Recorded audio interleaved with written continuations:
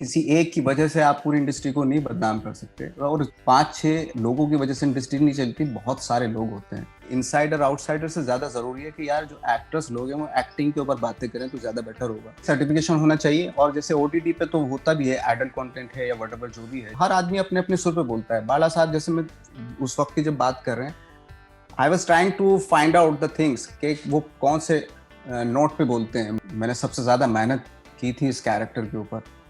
I hope कि वो उसका सीक्वल भी बने।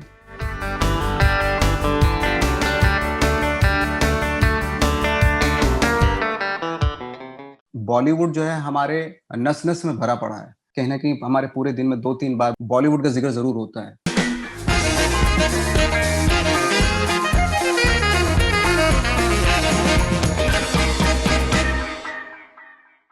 आपने ट्रेंड स्टार्ट किया, हमने जिक्र किया सेक्रेड गेम्स का। सेक्रेड गेम सीजन 2 भी अभी आया है। सीजन 3 की बातें हो रही हैं, उसका लेटेस्ट कुछ अगर बताना चाहें। मुझे बिल्कुल भी आइडिया नहीं है सीजन 3 का कि होगा या नहीं होगा। I don't know. अभी तो मेरे पास कोई इन्फॉर्मेशन मेरे पास तो ऑफिशियली नहीं आई है।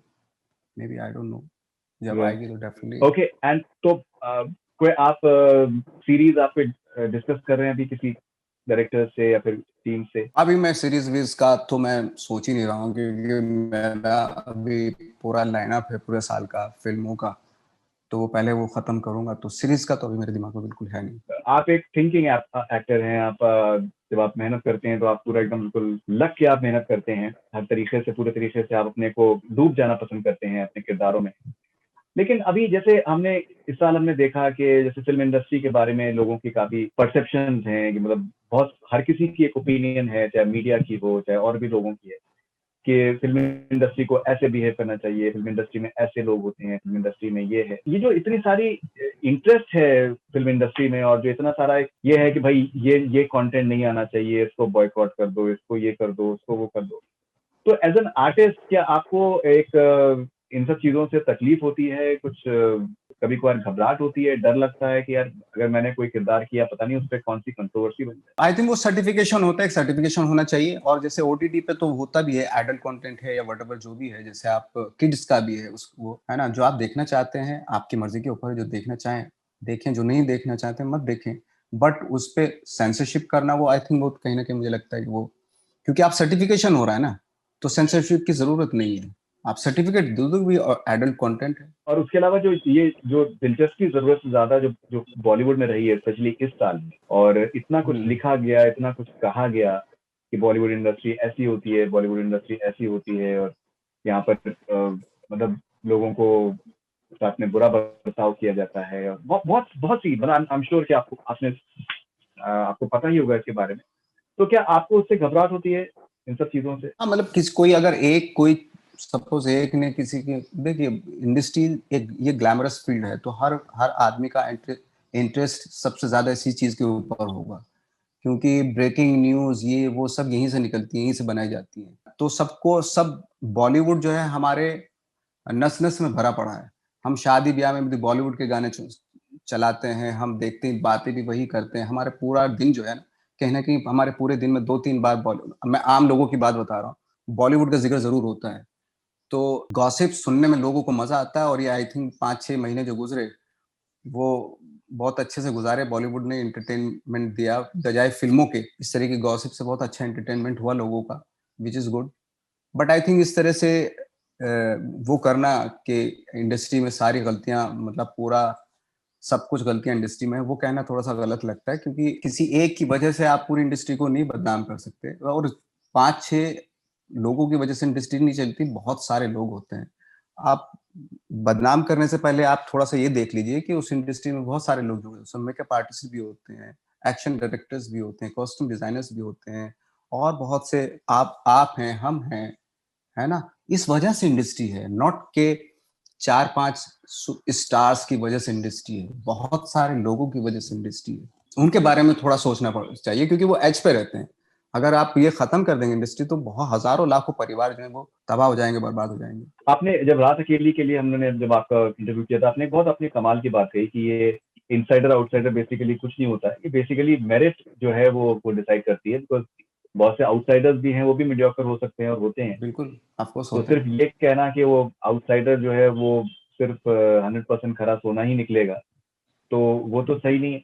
लेकिन ये जो एक बन गया है वो एक तरीके का इतना मतलब मैं तो इतने लोगों से मैं इंटरव्यू करता हूँ और बातचीत हम लोगों की रहती है, तो मैंने नोटिस किया है कि लोगों में काफी घबराहट सी पैदा हो गई है। वो स्पेसिफाई कर देते हैं, जैसे होता है ना कि आपका रिलीजन क्या है, तो मतलब वो स्पेसिफाई कर देते हैं कि भाई मैं इनसाइडर हूँ, लेकिन मुझे किसी ने बैक नहीं किया, और ये है कि मैं आउटसाइडर हूँ और मुझे जाहिर सी बात है किसी ने बैक नहीं किया। तो ये स्पेसिफाई हो जाता है शुरू में ही, विच आई फाइंड फनी। मुझे एग्जैक्टली आई थिंक मुझे फनी। लगता है कि किसी किसी एक की अच्छाई करने के लिए जरूरी नहीं कि दूसरे की बुराई करें। बिल्कुल सही। किसी की तारीफ करने के लिए एक की तारीफ कर, हमारा क्या होता है कि हम अगर एक की तारीफ करें तो एट द सेम टाइम दूसरी की बुराई भी करते हैं। तो ये कुछ जरूरी नहीं है इस तरह से कैरेक्टरिस्टिक करना, या मतलब इस तरह करना। और मेरे ख्याल से जैसे आप बोल रहे हैं कि इनसाइडर आउटसाइडर से ज्यादा जरूरी है कि यार जो एक्टर्स लोग हैं वो एक्टिंग के ऊपर बातें करें तो ज्यादा बेटर होगा। सिनेमा के बारे में बातें ही नहीं होती, एक्टिंग के ऊपर बातें ही नहीं करता कोई। आउटसाइडर इनसाइडर ये वो, उसने इसकी शर्ट मेरी शर्ट से सफेद कैसे है, इन सब चीजों के, इस तरह की चीजों के ऊपर बातें हो रही है। बट कभी कभी मुझे भी महसूस होता है कि यार हम आर्टिस्ट लोग हैं, एक्टिंग के ऊपर कौन बात करेगा, फिर सिनेमा के ऊपर कौन बात करेगा? अगर आर्टिस्ट ही सिनेमा के ऊपर बात नहीं कर रहा है, एक्टिंग के ऊपर बात नहीं करेगा, तो फिर कौन करेगा? तो वो थोड़ा सा हम लोगों को भी थोड़ा सा रहना चाहिए कि आउटसाइडर इनसाइडर ये वो, ये सारी चीजें छोड़कर सिनेमा के ऊपर बातें करें तो ज्यादा बेटर है। बिल्कुल। आप जो बात करेंगे सिनेमा पे बात करो तो वो बेहतर है। अभी जैसे कुछ दिनों पहले मैं एक इंटरव्यू कर रहा था और करने वाला था, मैं रिसर्च कर रहा था उसके बारे में, तो मुझे बताया किसी ने कि भाई वो उनसे वो सवाल मत पूछिएगा, बिकॉज उनका उनका कुछ पर्सनल कुछ उनके इश्यूज हो रहे हैं। अब क्या होता है, मुझे पता ही नहीं था, बिकॉज मुझे जैसे आपने कहा कि भाई सिनेमा के बारे में बात करो ना, मतलब अभी भाई एज अ जर्नलिस्ट हाँ मुझसे एग्जैक्टली बहुत बहुत से लोग मुझसे पूछते हैं कि यार, मतलब उनको लगता है कि जो सिनेमा जर्नलिज्म है वो सिर्फ गॉसिप है, कि किसके उनके पर्सनल लाइफ में क्या हो रहा है, उनके रिलेशनशिप में क्या हो रहा है, और बहुत बार मतलब सिर्फ सिर्फ गॉसिप होता है, कुछ होता नहीं। तो मैंने यही बात, आपने जो करेक्ट बात कही, तो मैंने यही बात सोची कि यार हमें दिलचस्पी बेसिकली उनके उनके क्राफ्ट में ज्यादा होनी चाहिए, उनकी करेक्ट जाती जिंदगी को टटोलने से बेहतर, करेक्ट बिकॉज किसी को हमें हमें खुद पसंद नहीं आएगा तो किसी और को भी पसंद नहीं आएगा। एग्जैक्टली अभी अगर फरीदुल भाई, अगर आप अभी देखें ड्यूरिंग द लॉकडाउन, बहुत सारे जो एक्टर स्टार्स सिर्फ एक्टिंग को छोड़ के या फिल्मों को छोड़ के किसी और वजह से वो लोग अपनी, आप क्या करें, आप गॉसिप में लोगों को शायद मजा आता है भाई, जी वो वहां पे चले गए, बीच पे चले गए, वहां पे दो बंदे खड़े हो गए, एक हीरो हीरोइन खड़े हो गए, या एक गर्लफ्रेंड और बॉयफ्रेंड खड़े हो गए जो सिनेमा में काम करते हैं, उनकी बात कर रहा हूँ, फिल्मों में काम करते हैं, उनकी फोटोज आ रही है, उनके बारे में आ रहा है, मतलब वो एक्टर है लेकिन एक्टिंग के बारे में बात ही नहीं हो रही है उनके बारे में। तो बस वो उनका, मे भी शायद वो भी चाहते हो कि यही आए हमारी, जी जी, अटेम्प्ट होता है है बिल्कुल ना? डेफिनेट। तो पूरे उसमें लॉकडाउन में सिर्फ यही कि भाई उसका ये, उससे ये वो सारी चीजें यही आ रही। बट वो यार एक्टर भी है, उनकी एक्टिंग के बारे में थोड़ा सा हमें पता चलना चाहिए, बीइंग ए लेमैन, एक मेरे को आइडिया होना चाहिए कि भाई क्या एक्ट, कौन सी पिक्चर कर रहे हैं लोग, कौन सा काम है, क्या जूते पहन के जा रहा है, क्या जीन्स पहन रखी है उसके उसके बारे में बात हुई, मतलब कि कोई एक जो है ना वो फिर मे भी शायद लोगों को भी मजा आता है इसलिए लिखा जाता है, आई डोंट नो। नहीं नहीं, एब्सोल्युटली। मतलब मैं आपको ऑनेस्टली बताऊं, मैंने जब आपके ठाकरे के लिए हमने आप इंटरव्यू किया था आपके ऑफिस में, तो मैंने कितने लोगों को मैंने बताया इसके बारे में कि यार वो उसमें जहां पर हम लोग बैठे हुए थे इंटरव्यू के लिए, तो वहां पर एक हारमोनियम रखा हुआ था, और नवाज भाई बता रहे थे कि ये हारमोनियम पे मैं सुर लगाता हूँ, उनकी आवाज को, ठाकरे बाल ठाकरे की आवाज को हाँ वो एक, हाँ कैप्चर करने के लिए कि मैं सुर लगाता हूँ इस हारमोनियम पे। I found that very fascinating, मुझे बहुत फैसिनेटिंग वो चीज लगी कि यार एक एक्टर जो है वो अपने क्राफ्ट के लिए क्या क्या कर रहा है। एंड आई थिंक ये बहुत से लोगों को इसमें दिलचस्पी होनी चाहिए, और मैंने बहुत से लोगों को मैंने बताया इसके बारे में, एंड उनको फैसिनेशन हुआ कि यार मतलब he is a global global star, and this is so fascinating कि वो एक आवाज के मॉड्यूलेशन को पकड़ने के लिए ही is actually using a harmonium, which is fascinating.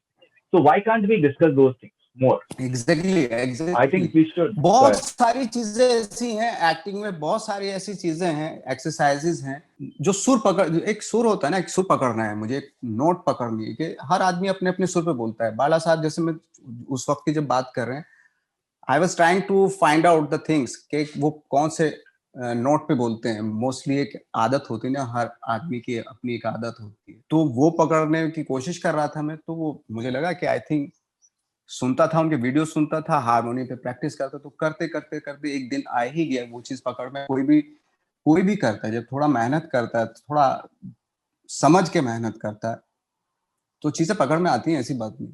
मैं तो मतलब मेरा कहने का मतलब बहुत सारी एक्सरसाइजेज ऐसी होती हैं जो डिस्कस होनी चाहिए, मतलब जैसे आप कर रहे हैं वैसे आई थिंक, आई होप के हम लोग एक ऐसा माहौल तैयार करें जहाँ पे एक्टिंग के बारे में बात करें, सिनेमा एब्सोल्युटली, के बारे में बात बिल्कुल बिल्कुल, डेफिनेटली, बिकॉज आई थिंक वही रह जाएगा। और बहुत से लोगों को उसी में ही दिलचस्पी है। मैं तो देखता Exactly. हूँ कि जिस तरीके से हमारे सर्टेन इंटरव्यूज को रिस्पॉन्ड मिलता है, या जैसे उस इंटरव्यू में रिस्पॉन्ड मिला था, तो उसमें लोगों को दिलचस्पी है क्राफ्ट में, और एक what goes behind in an actor. Sequel के का क्या हो रहा है, उसका ठाकरे का सीक्वल के बारे में बातचीत होती रहती है अभी, लेकिन प्लान तो है उनका, बट लेट्स सी।